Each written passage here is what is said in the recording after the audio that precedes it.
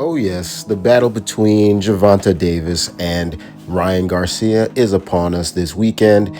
Which man will get the job done? Both have devastating knockout power in their left hands. Let's see how they match up. So first we're going to take a look at Ryan Garcia and see how he matches up with Gervonta Davis. So what we'll see here is fighting the southpaw, Luke Campbell.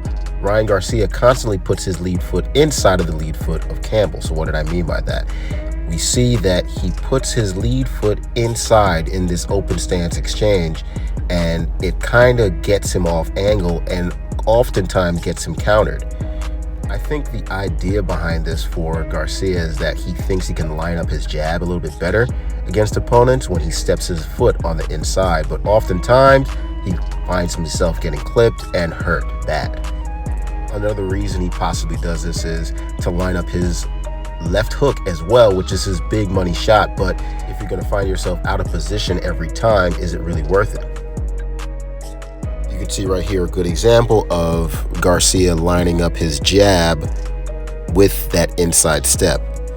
So while he's been able to get away with this in the past, sometimes paying for it as well, doing this against Gervonta Davis is just dangerous. Gervonta's going to be able to have that inside angle for his overhand left and his left uppercut. If Fortuna and Campbell were able to take advantage of that position, you can bet your ass Davis will as well. So here are some examples of Garcia taking the outside step and having way more success because of it. He has much more success with his rear side weapons, and he's able to still get that left hook in there. Speaking of the left hook, it's his most dangerous punch. He loves to go to the head and to the body with it. He'll mix it up from time to time, and he also has a nice little check hook that he utilizes when opponents get extra aggressive. With that said, he likes to lunge forward when he throws that left hook and sometimes leaves himself exposed. If his timing is off, he can easily be countered.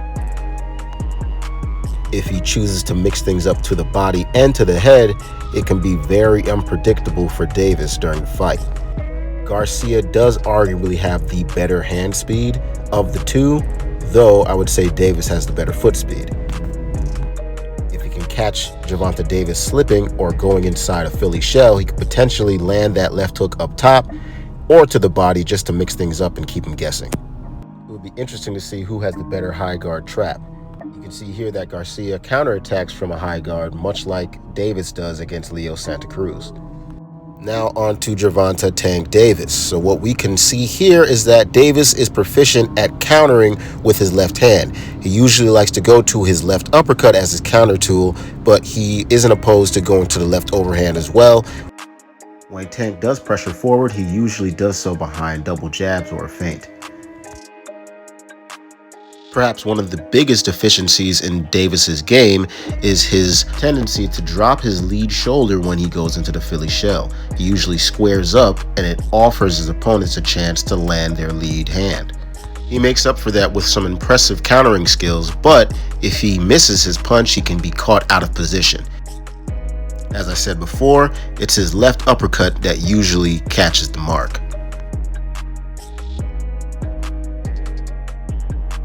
Perhaps the biggest advantage Davis has is his great footwork. He has superior footwork and foot positioning over Ryan Garcia. His great foot positioning is what allows him to get most of his counters.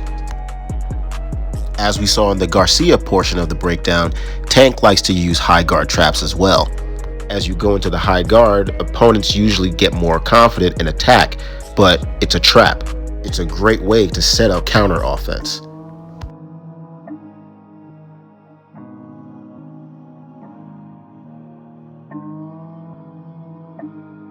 But besides his left hand, Tank also has a proficient right hook that's very damaging and overall proficiency with lead hand dominance. It would be rare to see Tank just open up with big power shots without setting his jab up first. But again, Tank is at his most dangerous when he's on the counter. His counter left uppercut in particular is perhaps one of his most dangerous tools because he can go to the body and to the head as well. The battle between Garcia and Davis is upon us. Who will be the victor? If If you enjoyed the breakdown, like and subscribe, and I'll be back with more. See you in the next one.